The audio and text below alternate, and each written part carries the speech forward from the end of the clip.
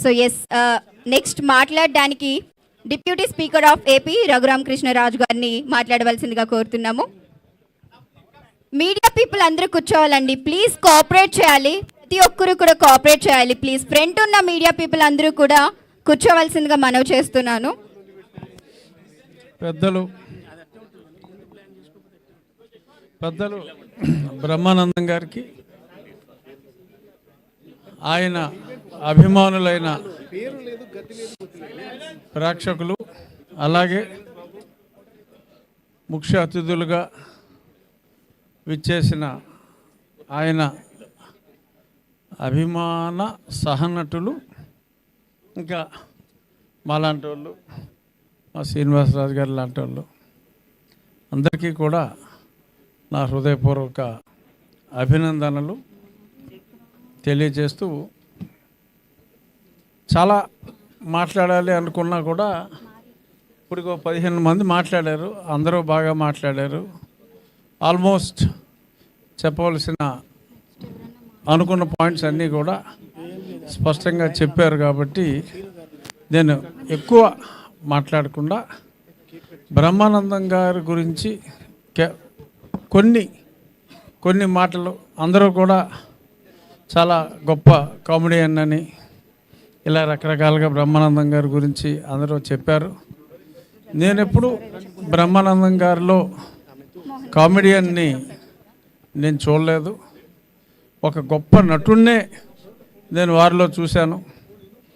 Cinema ఇండస్ట్రీలో హీరోలు చాలామంది ఉంటారు, నటులు తక్కువ మంది ఉంటారు.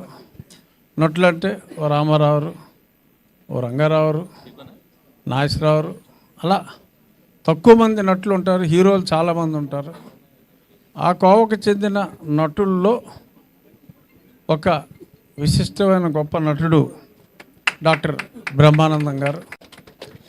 ఓకే, ఎక్కువ నవ్వించే పాత్రలు చేసుండొచ్చు, కానీ నవ్వకుండా చాలా సీరియస్గా ప్రజల హృదయాల్లో, ఎవడైనా కొంచెం క్రికెట్ చూస్తూ ఉంటే ఎక్కువ ఎగ్జైట్ అయిపోతూ ఉంటే ఈడెవడరా గచ్చిబౌలి దివాకర్ గారిలో ఉన్నాడు, అలా కొంచెం ఐఎమ్ ఫ్రమ్ సాఫ్ట్వేర్ అంటే ఏదో కొంచెం ఆ స్టైల్లో మాట్లాడితే ఏదో బ్రహ్మి అనో ఈడెవడో గజాల గాల్లో ఉన్నాడురా అని, అలా ప్రతి సమాజంలో మనం చూస్తున్న క్యారెక్టర్లని ఒక బ్రహ్మానందం గారు పోషించిన క్యారెక్టర్తో కంపేర్ చేసుకుని ఆ సినిమా చూసినప్పుడు నవ్వటం వేరు.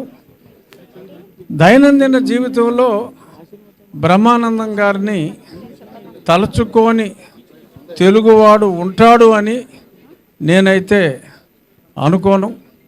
తెలుగువారి హృదయాల్లో చిరస్థాయిగా నిలిచిపోయిన ఒక గొప్ప వ్యక్తి. ఆయన ఒక మంచి ఫిలాసఫరు. ఈరోజు ఆయన ఉదయం ఆయన ఇంటికి వెళ్ళినప్పుడు పెద్ద పూజ గది, ఆల్మోస్ట్ ఈ హాల్లో ఓకే 1/4 ఉంటుంది.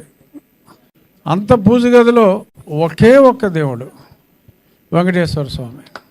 మనం మామూలుగా మా ఫిలిం నగర్ గుడికి వెళ్తాం, ఒక గుడికి వెళ్ళిన తర్వాత ఏంట్రా ఎంతకన్నా మంచిది వినాయకుడికి కనపడదాం, పక్కనే శివుడికి కనపడదాం, అమ్మవారికి కనపడదాం, అలా పైన సాయిబాబా 10 గుళ్ళు తిరిగేస్తాం. ఎందుకంటే భయం కావచ్చు, మితిమీరిన భక్తి కావచ్చు, ఏదైనా కావచ్చు. కానీ స్థితప్రజ్ఞత, నేను నమ్మింది ఒక్కడే దైవం, నా ఇంటిలో నా పూజ గదిలో సింగిల్ ఫోటో ఉన్న పూజ గది నేను చూడాల. పూజ గది లేని ఇల్లు లేదు, కానీ సింగిల్ దేవుడున్న పూజ గది నా జీవితంలో నేను చూసింది. హిందూ మతంలో నా జీవితంలో నేను చూసింది ఒక్క బ్రహ్మానందం గారి ఇంట్లోనే. ఆయన ఒక గొప్ప తత్వవేత్త.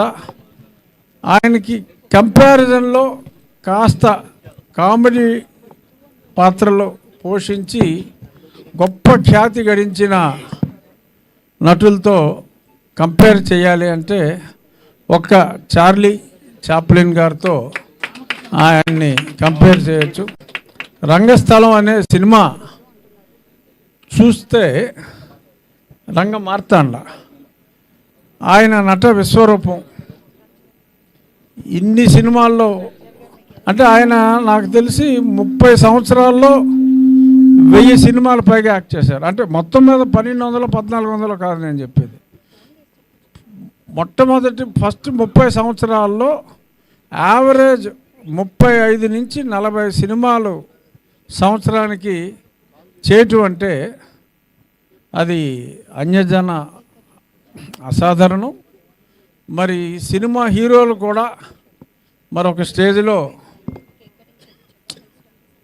డామినేట్ బ్రహ్మానందం గారు ఉంటే మొత్తం స్క్రీన్ అంతా తినేస్తున్నాడు రా బాబు అని హీరోలు కూడా భయపెట్టిన గొప్ప నటుడు, మన అందరి ప్రేమ పాత్రుడు.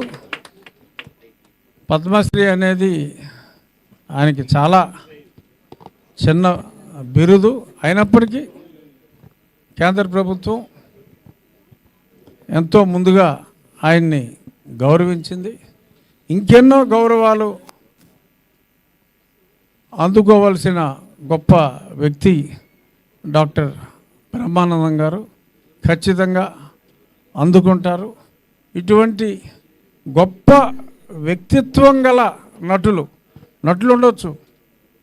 గొప్ప వ్యక్తిత్వం గల నటులు అయిన బ్రహ్మానందం గారి కార్యక్రమంలో, ఆయన సప్తతి కార్యక్రమంలో అంటే 70వ జన్మదిన కార్యక్రమంలో పాల్గొనటం, ఎన్నో ఫంక్షన్